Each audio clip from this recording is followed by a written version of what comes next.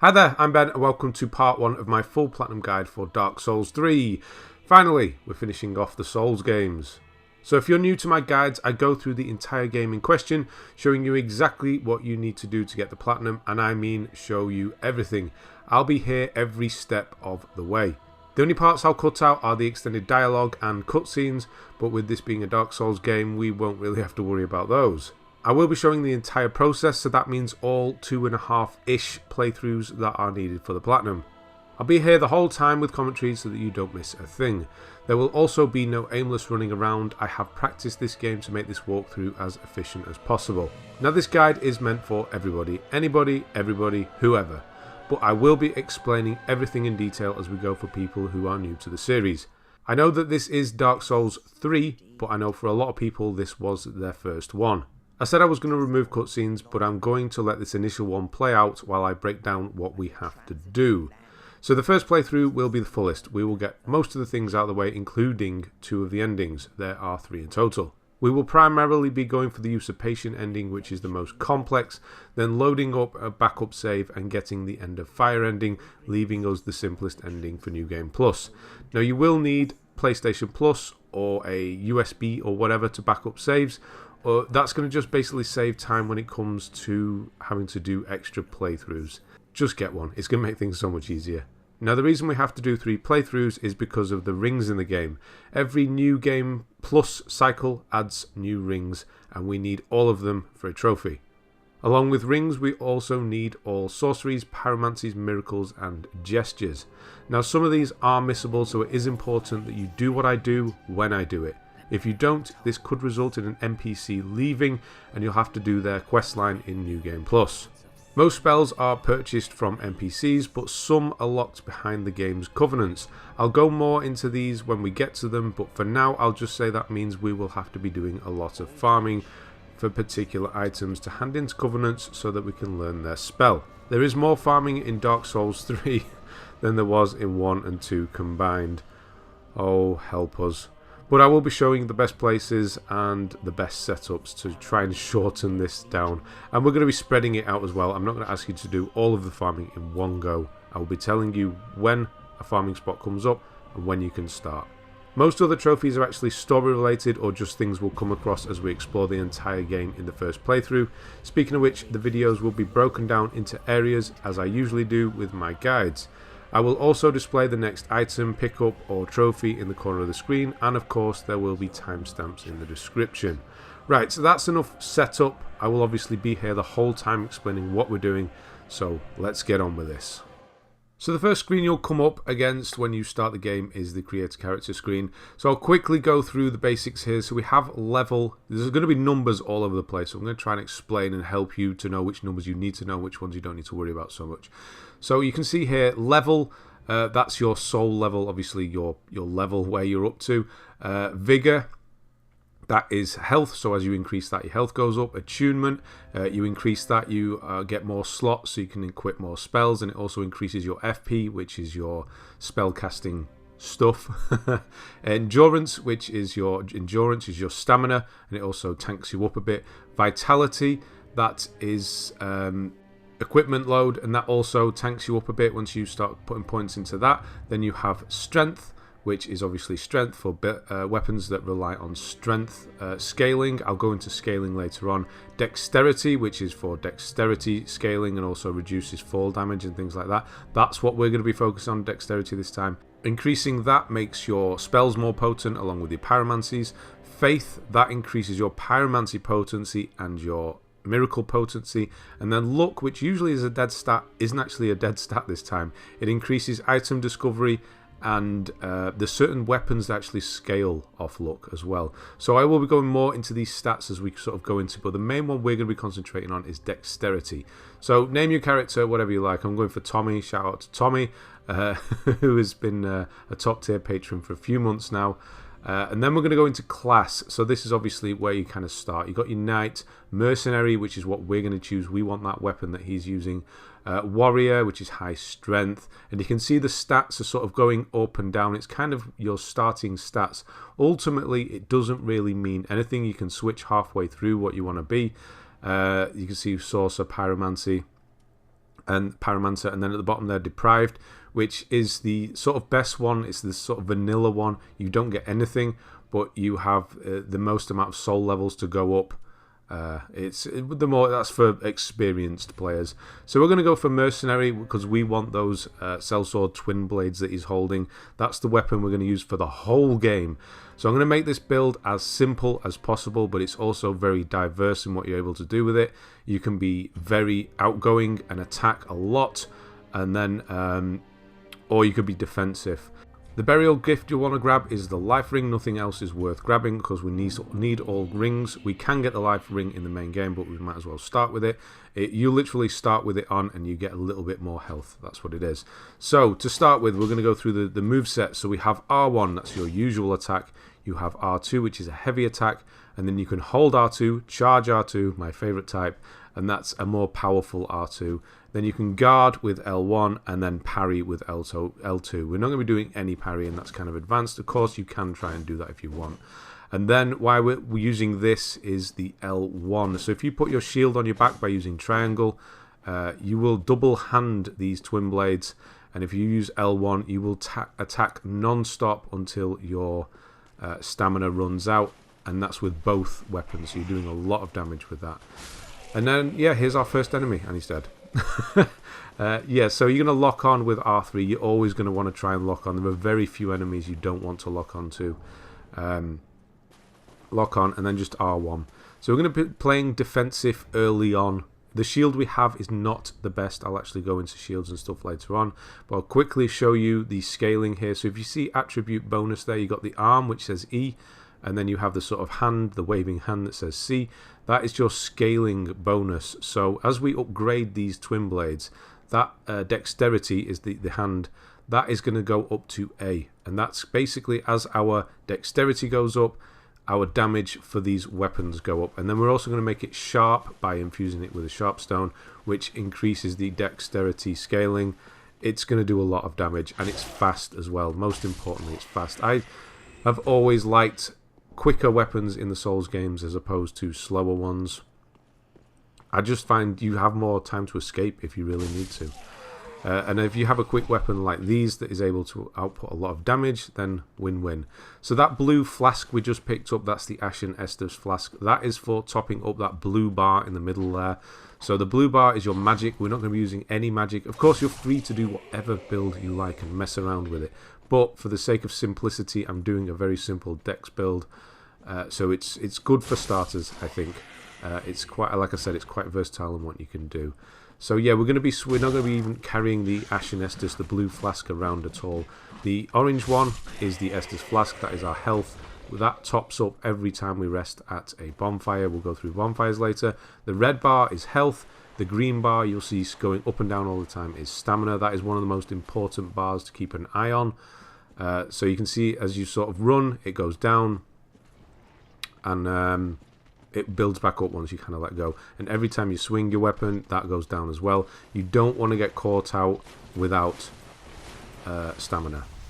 So what I'm doing now, you remember Crystal Lizards? If you've ever played Crystal Lizards, these are the Crystal Lizards in Dark Souls 3. No, not really. Well, it is actually. It is a Crystal Lizard. What I'm doing now, you can take this thing on one-on-one in that area where we just woke it up. And it's not too bad. You're going to do dodge rolling, which I'll explain in a moment, and hit it, try and get behind it. But it is going to kill you fairly quickly if you're new to this. So I'm going to show you a way to get rid of this thing without actually fighting it. And that's to make it roll off a cliff. There's a few enemies you can do. You can just kind of, if you're near a cliff, they will fall off. You can use cliffs to your advantage, especially with NPCs. So I'm going to go over here, but be careful obviously if you're near the cliff, and you're going to be rolling out of the way. So when you roll in Dark Souls, which is circle, you will have iframes, so you're invincible for those few frames as you roll. So if an enemy, you'll basically roll through enemy attacks and you won't take any damage. That's what you need to know of that basically. So timing rolls and getting used to how the iframes work. So you see there, I just completely rolled through the enemy. Didn't hurt me at all. So that is another one of the most important things you need to learn is how and when to dodge. And you're going to see how how bad I can be at it in our first boss fight shortly. So what I'm trying to do is get behind him, so I want my back against the cliff edge here, and I want him to roll, and he's going to roll off. But he keeps doing that dive, which is annoying. See, I've not even hit him yet, so we're going to get some kind of near the edge. I know he's going to roll now, and then in a moment, even I know he's going to roll once I'm far enough away, is what I mean. Here we go. And then just move out of the way, and off he goes. So you do not need to kill him, but we are doing, because we're going to get 4,000 souls for it, and a Titanite Scale. Titanite Scales are an upgrade material. We're not going to be using Titanite Scale at all, I don't think. Obviously, if you're doing different weapons and builds, you may use it, so there's some for you. But the 4,000 souls at this point is actually quite a lot. So there's a nice easy way to kill him and get some souls. And what you saw me pick up, the very first item I picked up, and that's going to say in the top corner, all permanent items, things that are always in the same place, will be in the top corner. As I pick them up, it will go away and it will move on to the next thing we're doing. So you can follow on along exactly. But some enemies drop random items as well. So that's going to be obviously random. I can't put those in the top corner. Some enemies drop definite things, and I will put those up there, so you can try and follow along. So the items I just picked up then and at the very beginning are I call them hard souls. So in your bottom right hand corner are your souls that you can lose when you die. The ones I'm picking up there are kind of hard souls. They're in your inventory. They don't ever go away unless you use them. It's kind of like a bank. And here's our first bonfire. So I will quickly move the thing in the top corner so you can see the trophies pop as they do. You will get Enkindle, that is for lighting your first bonfire. Then sit at the bonfire, you're going to get rest, that is our first gesture. So there's going to be lots of gestures, but that one you're going to get whenever you sit at your first bonfire. And sitting at a bonfire resets all of the enemies in the area, plus refills your Estus. And whenever you die, you will go to that bonfire now. You only need to light a bonfire for that to happen, but for the enemies and your Estus to come back, you actually need to sit at it. So certain enemies do not come back. Like that lizard, that's a one-off. That will never come back. But little enemies like this, they will. So that there that I just did is a visceral attack or a backstab. Certain enemies, if you can get behind them, you will be able to stab them in the back for massive damage. The hitbox is a bit weird on some of the enemies. I'll try and explain it as we go, but it's kind of more to the shoulder sometimes as opposed to the back. And then there's another type of visceral, which I don't really do, which is the front stab, which you may see later. Well, you will see it later on. That bit there, you saw me kind of jump onto the grave. That can be a bit of a tricky jump. If you fail it, don't worry, you can just come back round to the right-hand side here and try again. Just run using circle and then click L3 to kind of jump, and it might take a few. Again, it's things you're going to have to get used to. Here I was trying to demonstrate a plunging attack. It did not go very well, but if you're above an enemy, when you fall, if you hold R1, you'll fall on top of them and potentially kill them outright if they are weak enough, which they should have been. Fall damage is also a thing, so don't just go jumping off anything. You can die very easily from falling. There are certain heights that are okay though. So we've got some firebombs. I'll show you a bit about inventory in a moment, and then we're going to go into our first boss fight, and I do this terribly. This is my worst Gundyr fight I've ever done, of course, because I'm recording. So I'm removing the blue flask out of our quick select and putting the firebombs in, and then if you press down on the D-pad, you can select between the two. This guy is weak to firebombs when he's in his second form. You'll see me throw two of them and completely miss, and it really wrecks me. So he's not going to wake up until you pull this sword out of his chest, and then you are in for the fight. And then you want to wait a split second, a few seconds, maybe a second or so, and then you're going to try and lock on. You can't do it straight away, and then you're going to want to L1 attack. If you want to be more cautious, don't press triangle, have just the single sword and attacking that way. I thought I was going to be a bit overconfident here. I think it's what it was. It's overconfidence, and that is Dark Souls. If you're overconfident, you're going to die. I don't die. It's very close, though. And then you're going to want to watch his attacks. He highly telegraphs his attacks. And when he goes down on his knee there, he's about to transform into this god-awful thing.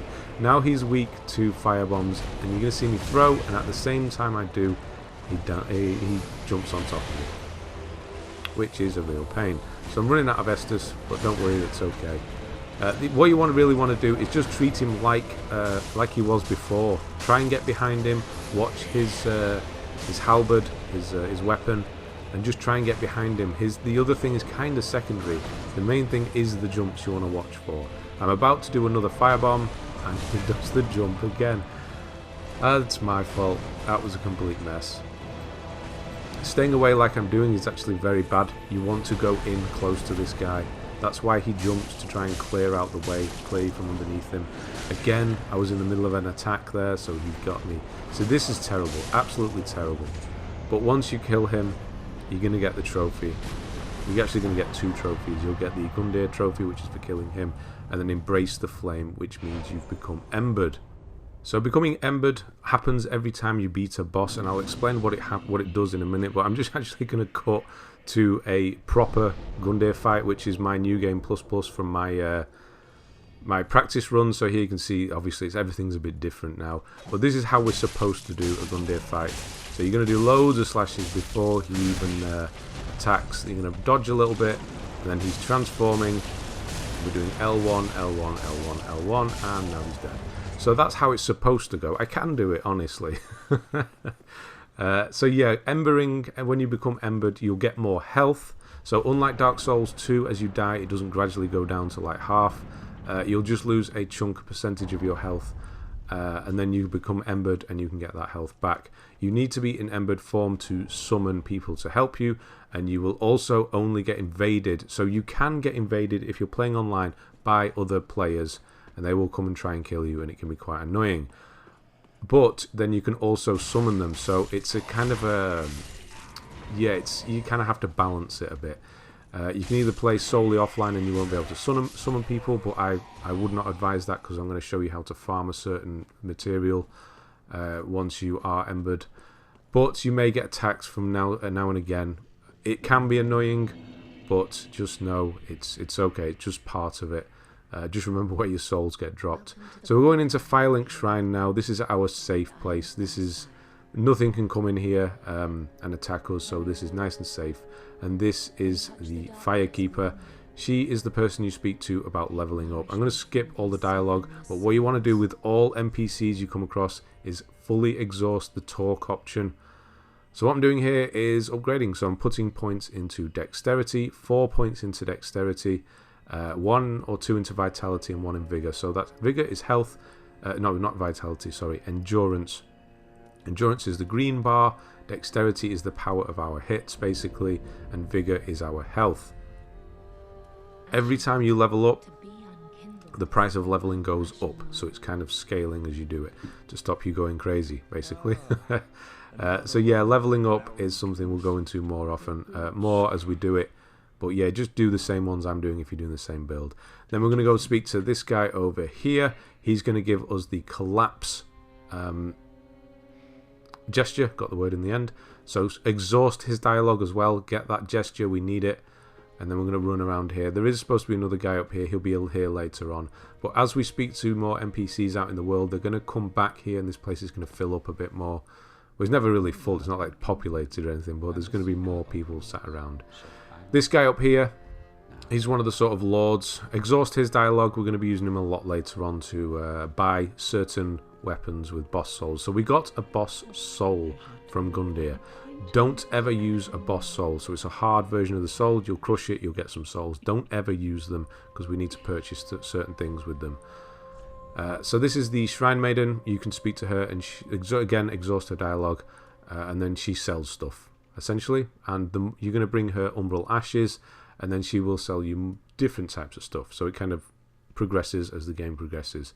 One thing I'll say now, if you've got 300, is buy the torch. You buy this and you can use it as many times as you like, but there's a certain enemy later on which will cover you in worms. Can be a real pain because it does a bleed effect. And just whipping out the torch for a moment will remove the worms entirely. So it is handy to have. So if you've got a spare 300, either now or later on, just grab yourself a torch so you've got it for later. So that's her, and then we're going to go and speak to the smith over here. He's one of the most important guys in Firelink Shrine. Again, exhaust his dialogue. In a moment we'll do that. So he reinforces weapons. You can see there, Titanite Shard is what it takes. It says I need 2, the red number. I only have 1, so we'll come back later on to do that. Infuse weapons, so infusion will come into play later on once we pick up certain infusions. Switch your allotted Estus just all the way over to Estus Flask. We don't need the blue one, so don't worry about it, unless you do magic, in which case you'll have to divide them equally. Reinforce, we'll do that later as well.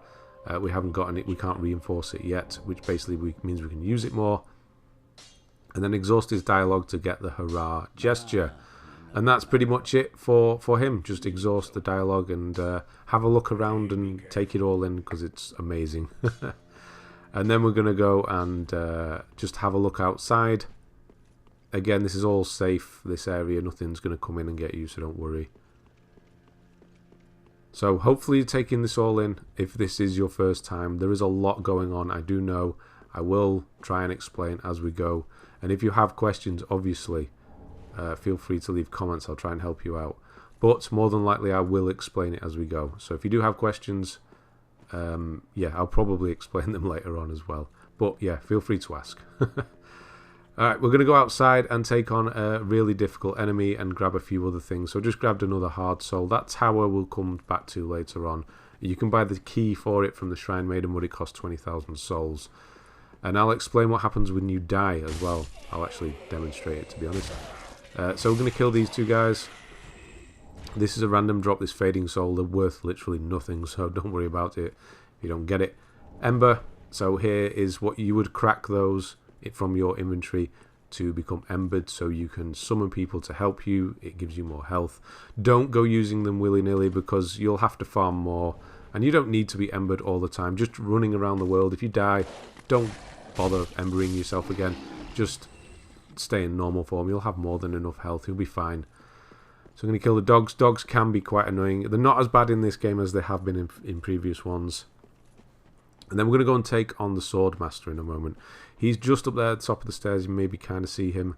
Just going to grab this shield out of here. East-West shield is not better than the one we're using, so don't worry about changing it.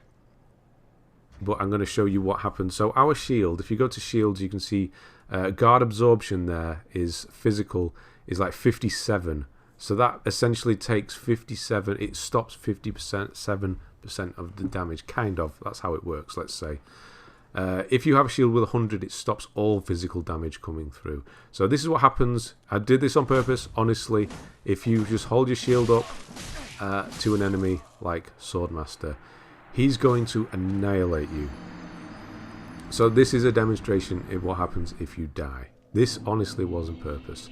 You're going to go back to the Cemetery of Ash. Now the reason I have not put the sword into the fire in Firelink Shrine yet is completely because I forgot. But we're going to do that in a moment. And then I wouldn't actually advise using the Firelink Shrine fire to go back to if you die, because a weird little fog will come in this doorway and you'll have to wait for it to disappear anyway. It's almost like a loading screen. You can't roll through it. So if you come here and put this sword in, this is going to allow us, or the Coiled sword, that's what it's called, isn't it? Allow us to teleport away later on. Bonfire lit. So there. If you're wondering why I haven't done it, I forgot. But only because we weren't using it yet. But there you go. If you want to use that bonfire, you'll need to sit at it to activate that one, weirdly. But I'm going to use the other one. And then we're going to go back and fight him. And this is what happens when you die. Obviously, I'm not embered anymore. And these are our souls. The only thing you will ever lose when you die are your souls in the bottom right hand corner. No other items will ever disappear, so don't worry about that. And then we're going to try and take this guy on. Now the reason I'm doing this is he hits hard, really hard, is because you can use him as a summon for 2 bosses later on. You'll need to kill him now to do that. You can kill him a bit later on, I'll tell you when. But it's best to try and have a practice with him. You can force him off the cliff, but it can be quite difficult with him because he does hit so hard through your shield. If you absorbed 100% of the damage, it wouldn't be too bad. But you can kind of maybe force him to do this sweeping move and get him to fall off the cliff with you and sort of sacrifice yourself. Or potentially, I haven't tried this, but if you ran back to Firelink Shrine's entrance now, he wouldn't be able to go in there. meaning you might be able to, because with some enemies they sort of back away when they're not allowed in somewhere, and there's a weird little 5 seconds or so when they won't attack you. So maybe try that, take him back to Firelink. How I like to do it is wait for him to do this move, and then he's going to sort of sweep, and there's a little gap there. So you just need to just get the measurements of his sort of sweep, wait for him to do it, and then move in and rally on him as hard as you can. But make sure you have enough stamina to dodge away in case he tries to hit you. So don't run out of stamina. You just save that little slither to jump away. The way stamina works is that you don't need, it will take a certain amount every time you swing, but you don't need that full amount to swing. So at the bottom end of your stamina, if you have the little tiniest bit, you can still swing your sword. And that's it for this video. We're just going to do this as a quick short one. Ease you in gently. Take your time with that Swordmaster. Try and learn it. He is difficult, I'm not going to lie. He killed me a lot the first time I did this. And then we're going to do inventory management. So I like to use storage box and just put all the crap in there to save the inventory so we can keep it nice and clean, basically. And yeah, that's it. So, on with the proper game after this one. So shield away as well. Right, thanks very much for watching. I'll see you on the next one.